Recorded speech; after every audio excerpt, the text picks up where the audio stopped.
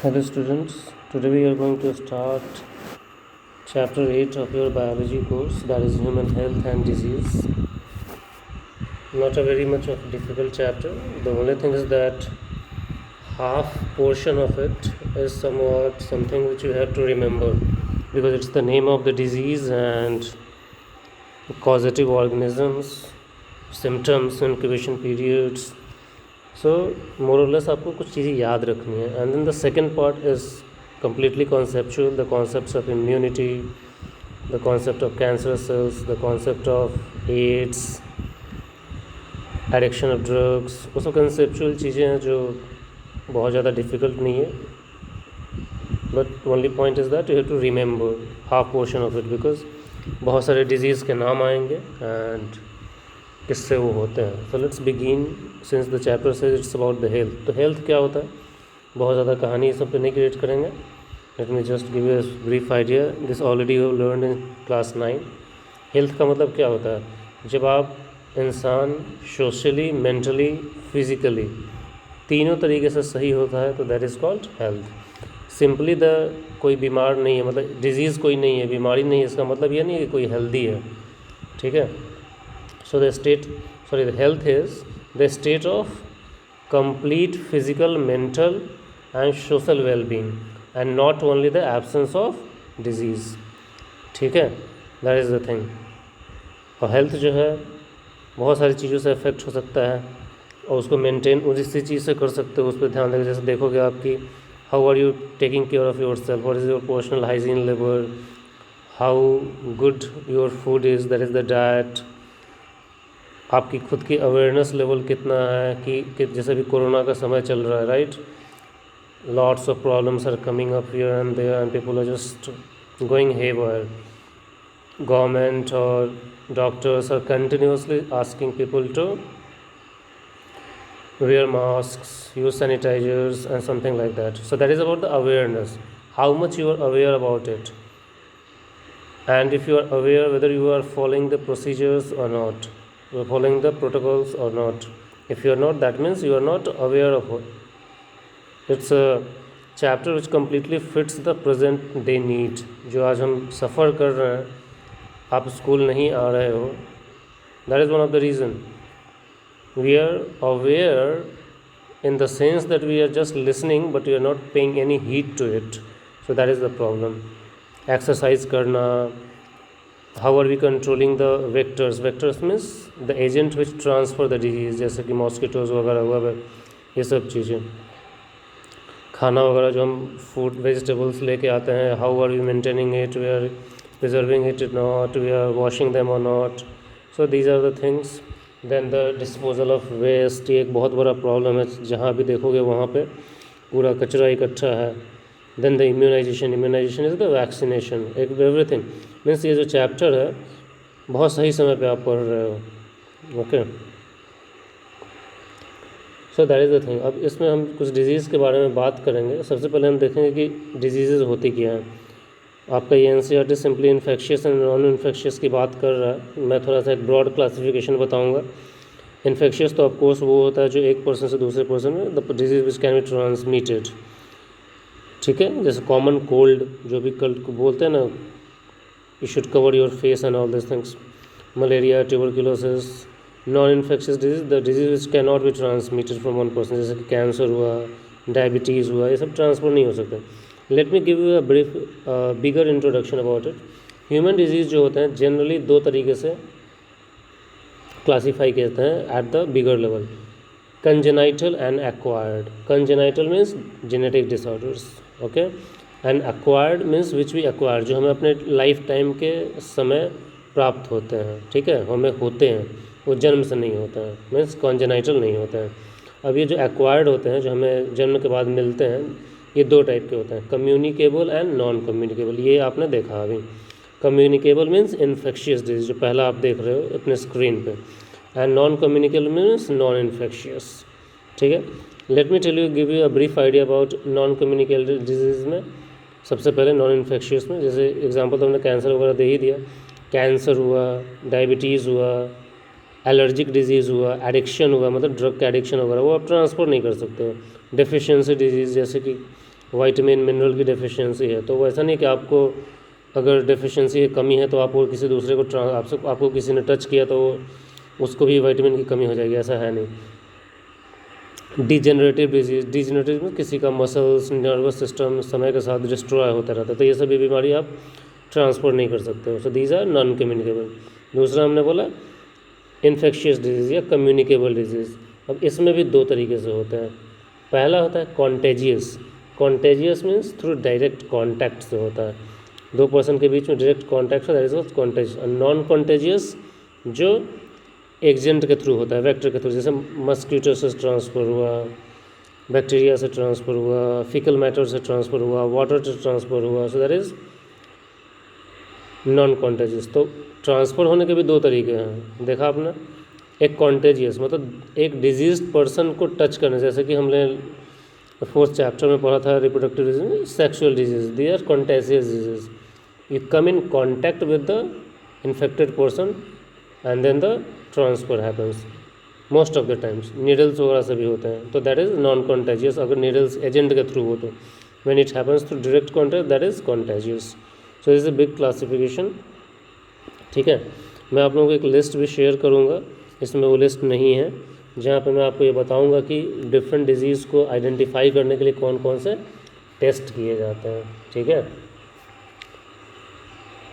फिर वैक्सीन वगैरह की बात तो करेंगे। So let's begin communicable diseases जो ट्रांसफ़र होते हैं एक पर्सन से दूसरे पर्सन, या इन्फेक्शियस जिसे बोलते हैं। इसमें हम सबसे पहले डिस्कस करेंगे वायरल डिजीज़ के बारे में। ठीक है, ये जो आप स्क्रीन पे देख रहे हो that is the combined form, एक ही साथ बहुत सारी चीज़ों के बारे में दे रखा है, आप देखो उसे। But I am going to tell you about lots of disease, not only this. So first will discuss about viral disease. यहाँ पे ये क्लासिफिकेशन नहीं किया है अलग अलग से, वायरस और बैक्टीरिया का सब एक साथ मिक्स करके दिया है। तो लेट्स बिगिन वायरल डिजीज़। पहला डिजीज़ जो हम पढ़ेंगे दैट इज़ पोलियो, या पोलियो माइलिटिस भी बोलते हैं उसे, या फिर infantile paralysis. Polio is also called poliomyelitis और इन्फेंटाइल पैरालिसिस। जो पैथोजन इसे करता है that is a virus and that is called poliovirus और enterovirus, and incubation period is 7 to 14 days. Transfer कैसे होता है? थ्रू एलिमेंट्री कैनल, मतलब फीकल मैटर वगैरह के थ्रू। किसी ने वेस्ट मटेरियल वगैरह खाया, जैसे कि बच्चों पे क्या होता है, जैसे वेजिटेबल्स खाए, ये खाए वो खाए, मान लो फीकल मैटर के कांटेक्ट में आया होगा, so this the way it gets transfer. Symptoms क्या होता है, नाम ये देखो, पोलियो माइलिटिस। माइलिटिस का मतलब क्या होता है? Inflammation, inflammation of nervous system and skeletal system, that is muscles. Neck जो है स्टिफ होना, सबसे पहला सिम्टम यही होता है, गर्दन में स्टिफनेस होती है। उसके बाद धीरे धीरे पैरालिसिस होने लगता है and the complete skeletal muscle gets destroyed. ठीक है, प्रिवेंशन एंड ट्रीटमेंट। सबसे पहले है कि कहीं पे भी फीकल मैटर्स, यूरिन, ये सब चीज़ें इकट्ठा नहीं होने देना चाहिए, क्योंकि उसमें पोलियो वायरस हो सकता है। ठीक है, ओवर क्राउडिंग को अवॉइड करना है, स्कूल, सिनेमा हॉल्स, इन सब चीज़ों में। Polio is preventable. Preventable means उसको अवॉइड किया जा सकता है, प्रिवेंट किया जा सकता है। अब तो उसके लिए वैक्सीन वगैरह भी है। उसके लिए सबसे पहले जो था ये आता था, क्या बोलते हैं, इंजेक्टेबल पोलियो वैक्सीन आता था, जिसे IPV बोलते हैं, इंजेक्टेबल पोलियो वैक्सीन। इसको बनाया था जोनास सैल्क ने, एंड वो क्या था, किल्ड वायरस था। ये सब हम समझेंगे किल्ड वायरस क्या होता है, अभी बस नाम याद रखो। और जोनास सैल्क ने बनाया था, that is also called Salk vaccine. ठीक है, और इंजेक्ट किया जाता है। अब तो क्या है, ओरल वैक्सीन है, जिसे सेबिन ने बनाया था, ओरल वैक्सीन, उसे OPV बोलते हैं, ओरल पोलियो वैक्सीन। इसको सेबिन नाम के साइंटिस्ट ने बताया। जो आज देखते हो 2 बूंद ज़िंदगी की करके लोग देते नहीं है, दैट इज़ सेबिन। ओरल है, मतलब लोगों को पिलाते हैं। So this is about polio. Then comes rabies. Rabies को और क्या बोलते हैं? हाइड्रोफोबिया। रेबीज़ वायरस इसको करता है। Incubation period 10 days to 1 year, मतलब 1 साल तक हो सकता है पता ना लगे, किसी को 10-15 दिन में ही पता लग जाता है। ट्रांसफ़र कैसे होता है? अगर कोई इन्फेक्टेड कैट, डॉग, जैकल, वोल्स, ये सब किसी को बाइट कर लें तो हो सकता है। हाइड्रोफोबिया मीन्स फोबिया, डर फ्रॉम वाटर, पानी से डर जो लगता है। साइन सिम्टम्स क्या होता है? Fear of water is the most important symptom. उसके बाद ये क्या बोलते हैं, माउथ में सलाइवेशन बहुत ज़्यादा होता है, सीवियर हेडेक होता है, हाई फीवर होता है, ठीक है, और कभी आदमी एक्साइटमेंट में जाएगा, कभी डिप्रेशन में चला जाएगा।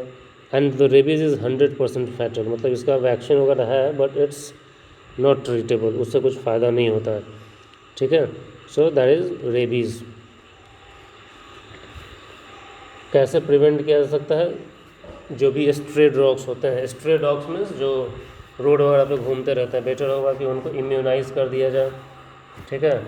अगर पता लगे कि कोई ओनर वगैरह नहीं है और उसका बिहेवियर सही नहीं है तो दैट शुड बी डिस्ट्रॉय, मतलब दैट शुड बी किल्ड, ये सारी चीज़ें हैं।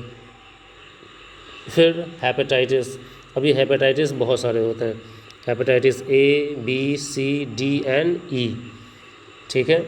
इसको हम लोग जॉन्डिस भी इन जनरल बोलते हैं। एंड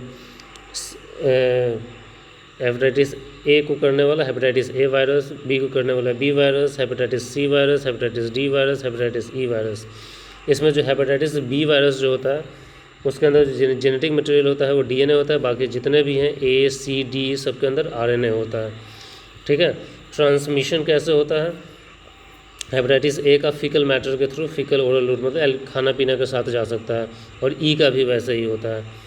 बी, सी और डी का ये क्या होता है? पैरेंट्रल, पैरेंट्रल मीन्स मदर से बच्चों को भी ट्रांसफ़र हो सकता है, blood, needle, body secretion, placenta, sexual contact, इन सब चीज़ों से transfer, that is called parenteral, ठीक है। इंक्यूबेशन पीरियड सबका इन जनरली 2 से 22 से 25 वीक तक के आसपास होता है, मिनिमम 2 वीक है और 22 से 25 वीक तक पता लग जाता है। हेपेटाइटिस ए के लिए वैक्सीन है, ठीक है, हेपेटाइटिस डी के लिए भी है, बी के लिए भी है, लेकिन सी और ई के लिए कोई भी वैक्सीन नहीं है। और इस पर बी, सी और डी ये काफ़ी क्रोनिक हेपेटाइटिस हो जाता है तो काफ़ी लंबा चलता है, hepatitis A is not chronic, ठीक है। तो this is about hepatitis. Then fourth disease, viral disease is chikungunya. Chikungunya भी आपने सुना होगा, इसको करने वाला भी नाम भी वही है, चिकनगुनिया वायरस, और ये ट्रांसफ़र होता है किससे? एक मॉस्किटो से, that is Aedes aegypti, AEDES AEGYPTI। तो चिकनगुनिया वायरस होता है जो डिजीज़ करता है, लेकिन इसको एक पर्सन से दूसरे पर्सन पर ट्रांसफ़र कौन करता है? एडीज़ मॉस्किटो, ठीक है। इसको सबसे पहले तंजानिया इज़ अ कंट्री, वहाँ पे पाया गया था, ठीक है। चिकनगुनिया का मतलब क्या होता है? इसका मतलब होता है डबल डप, मतलब स्वेलिंग, ठीक है। तंजानिया में इसका लोकल लैंग्वेज है चिकनगुनिया। चिकनगुनिया का मतलब है स्वेलिंग, किसी पार्ट में स्वेलिंग हो तो क्या लगेगा? जैसे कोई चीज़ स्वेल कर गया है, ठीक है। बाइट ऑफ एडीज एजिप्टी जो होता है इसको ट्रांसफ़र करता है, कोई वैक्सीन अवेलेबल नहीं है। Incubation period is generally 3 to 6 days। Sign symptoms क्या होता है? बहुत सारा फीवर होता है, जॉइंट सारे के सारे पेन होते हैं और स्वेल्ड हो जाते हैं, कंजक्टिवाइटिस होती है, कहीं कहीं पे हेमरेजिक प्रॉब्लम, हेमरेजिक मतलब ब्लड सेल्स डिस्ट्रॉय होने लगते हैं, ठीक है। इंडिया में भी अब चिकनगुनिया है ही। प्रिवेंशन कैसे होता है? Mosquitoes should be killed, their egg should be killed, we shouldn't allow water to get accumulated at one place. उससे सिर्फ चिकनगुनिया नहीं, डेंगू, मलेरिया, बहुत सारे डिजीज़ से बचोगे। पैरासीटामोल वगैरह इन जनरल चलाया जाता है, एस्पिरिन वगैरह, क्योंकि सिम्टोमेटिक ट्रीटमेंट है, कोई अलग से दवा नहीं है।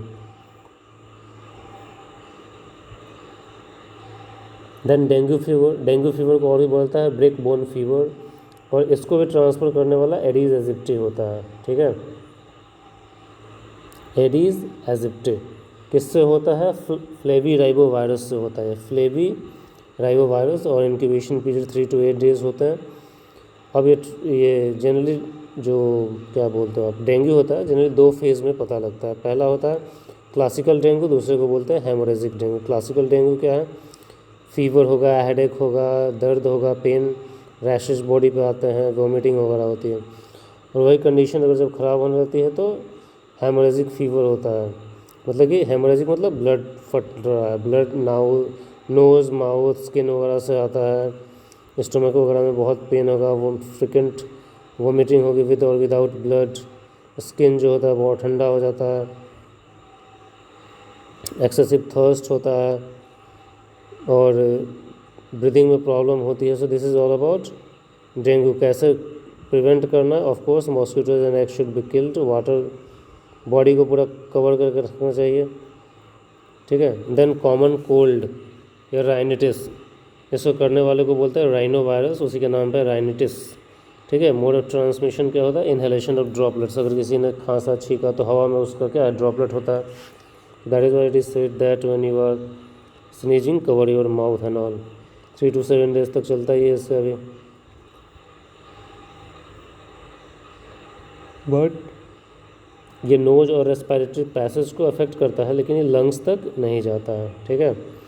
सिम्टम्स में क्या? नशल कैंजेशन होता है, नजल सिक्रीशन होता है, सोर थ्रोट होता है, कफ, हेडेक, ये सारी चीज़ें प्रॉब्लम है.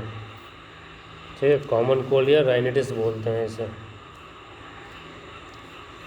अब ये था जितने भी वायरल डिजीज़ थे. कुछ और भी वायरल डिजीज़ होते हैं जैसे कि influenza, that is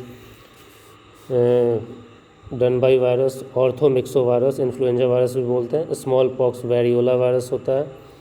chicken pox varicella virus जो होता है. मम्प्स, ठीक है, पारामिक्सो वायरस होता है. मिजल्स जो होता है रूबियोला वायरस से होता है. र्यूबेला नाम की डिजीज़ होती है वो र्यूबेला वायरस से होता है. Yellow fever flavivirus. SARS जो होता है सार्स कोरोना वायरस से ही होता है. ठीक है. अब बात करते हैं रिकेट्शियल डिजीज़ की. ठीक है. रिकेट्शियल डिजीज़ जो होता है, अच्छा रिकेट्शिया क्या होता है? Rickettsia is a link between virus and bacteria. ठीक है. They are obligate intracellular parasites. और इसके कारण जो बीमारी होती है उसको बोलते हैं क्यू फीवर और epidemic typhus fever. Okay. Q fever और एपिडेमिक टाइफस फीवर. एक और इम्पॉर्टेंट डिजीज़ है Rocky Mountain spotted fever, RMSF, Rocky Mountain spotted fever. Then third is mycoplasma disease. Viral disease देखा, रिकेट्शियल डिजीज़ देखा. Then mycoplasma disease. Mycoplasma they are smallest free living organism. उनके around कोई cell wall नहीं होता है. So that is why they are not one of the प्लियोमॉर्फिक्स, मतलब अपना shape बदलते रहते हैं. जो डिज़ीज़ ये करता है उसमें कहता है नेज़ोफैरिंजियल, नसल और फेरेंक्स का इन्फेक्शन होता है, मतलब अपर रेस्पिरेटरी ट्रैक्ट का. 1 to 3 period is the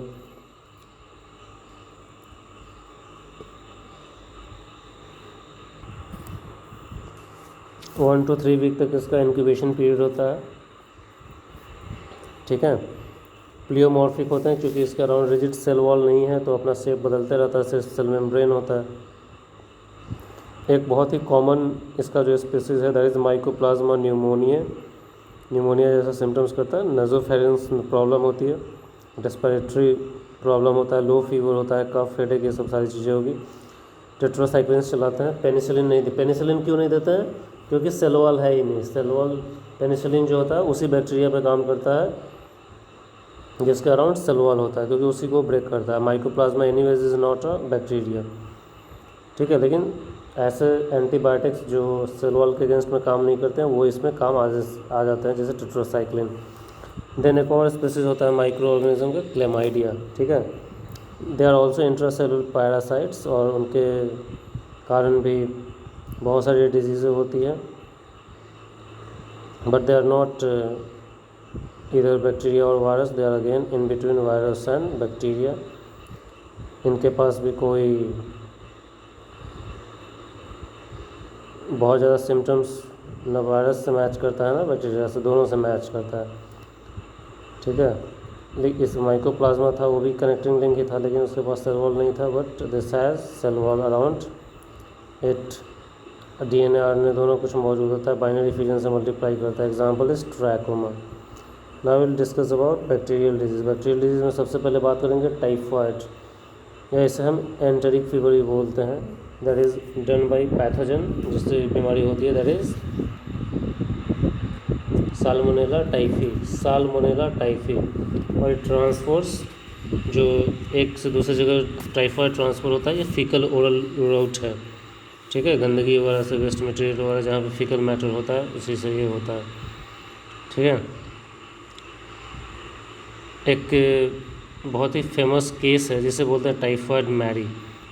Mary melon नाम की एक कुक थी, ठीक है, जिसको टाइफाइड था, बट उसे एकदम पता नहीं था कि उसे टाइफाइड है। She always had some problem, और उसे ये नहीं पता था कि उसे टाइफाइड है, बस she continued working for several years before she was terminated from the job.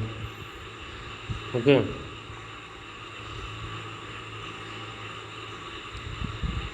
Sign symptoms क्या होता है? बहुत ही हाई फीवर होता है, लो ब्लड प्रेशर होता है, पेशेंट को एब्डोमिनल पेन होगा, Widal test is done to confirm it, then is pneumonia, ये सब यहाँ पे हो सकता था। न्यूमोनिया, स्ट्रेप्टोकोकस न्यूमोनिया और हेमोफिलस इन्फ्लुएंजा से होता है ये, और ये 1 to 3 days is incubation period and the sputum of patient उसे भी ट्रांसफ़र होता है। साइन सिम्टम्स क्या होता है न्यूमोनिया में? लिम्फ एंड म्यूकस जो होता है एल्वेलाई में इकट्ठा हो जाता है, ब्रोंक्यूल्स में भी इकट्ठा हो जाता है, जिसके कारण एक्सचेंज ऑफ गैसेस नहीं हो पाता। इसका भी कोई वैक्सीन मौजूद नहीं है न्यूमोनिया वगैरह का, ठीक है। पेनिसिलिन, एम्पिसिलिन, स्ट्रेप्टोमाइसिन, ये सारी चीज़ें दी जाती हैं। Cholera, vibrio cholera, Robert Koch जो था उसने इनको डिस्कवर किया था, मतलब कि बताया था कि किससे होता है cholera disease, that is transmitted by vibrio cholera. तो रॉबर्ट कोच ने सबसे पहले बताया था, और जॉन स्नो नाम के साइंटिस्ट थे, उसने बताया था कि ये वाटर से ट्रांसफ़र होता है, और इसका इंक्यूबेशन पीरियड 2 से 3 घंटे या 2 से 3 डे तक भी जा सकता है। Okay, that is cholera. और इसमें बहुत ही सिम्टम्स में क्या होता है? The patient passes stools frequently, जो कि बिल्कुल राइस की तरह वाटरी होगा, वोमिटिंग होगा, ठीक है। और इसको प्रिवेंट करने के लिए ओरल रिहाइड्रेशन थेरेपी दी जाती है, ओरल रिहाइड्रेशन सॉल्यूशन जैसे ORS सॉल्यूशन वगैरह। So that is about cholera. Then is tuberculosis, TB, Koch disease, mycobacterium tuberculosis से होता है ये सब यहाँ पे आप देख सकते हो सकता है। That is also not there. ये क्या है भाई?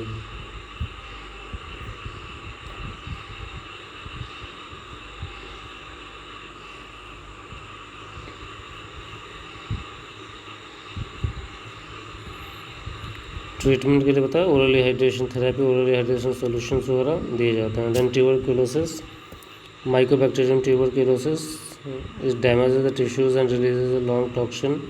ट्यूबरक्यूलिन नाम की एक टॉक्सिन रिलीज़ करता है, उसी के नाम पर ट्यूबरक्यूलोसिस है। Lungs, lymph nodes, bones, joints, इन सबको अफेक्ट करता है, और ये ट्रांसफ़र होता है, ड्रॉपलेट इन्फेक्शन होता है, मतलब सामने कोई सर्दी खांसी है, वो आपके सामने माउथ को कवर नहीं कर रहा है, so that if the person is infected you will also get infected. Tuberculosis का साइन सिम्टम्स क्या होता है?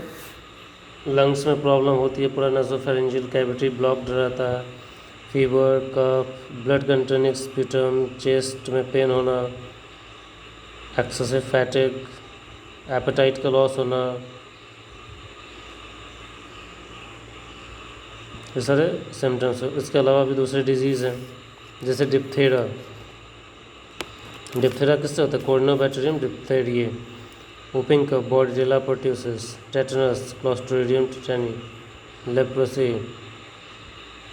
Mycobacterium leprae, ठीक है। डिसेंट्री होती है, that is Shigella dysentery, anthrax, Bacillus anthracis, bubonic plague, Yersinia pestis, gonorrhoea, Neisseria gonorrhoea. तो ये सब बैक्टीरियल डिजीज़ें हैं जो होती हैं। ट्यूबरक्यूलोसिस के लिए आप BCG वैक्सीन देते हैं, बैसिलस कॉमेट ग्वेरिन, BCG का फुल फॉर्म होता है। देन एक डिजीज़ होती है स्पाइरोकीटल डिजीज़, हमने पढ़ा था सेक्सुअल ट्रांसमिटेड डिजीज में सिफिलिस, तो that is actually done by this spirochaetal disease, that is not true of mammal and all. Syphilis किससे होता है? That is spirochaetal Treponema pallidum, it's a sexually transmitted disease, इसको venereal disease भी बोला जाता है, एंड 2 to 3 days में इसका इंक्यूबेशन पीरियड होता है। So that is about spirochaetal disease. Then is protozoan disease,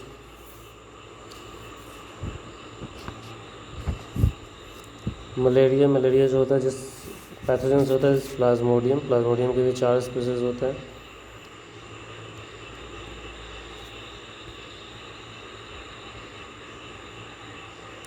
Let me close this video. In the next video we'll start with protozoan disease. Thank you.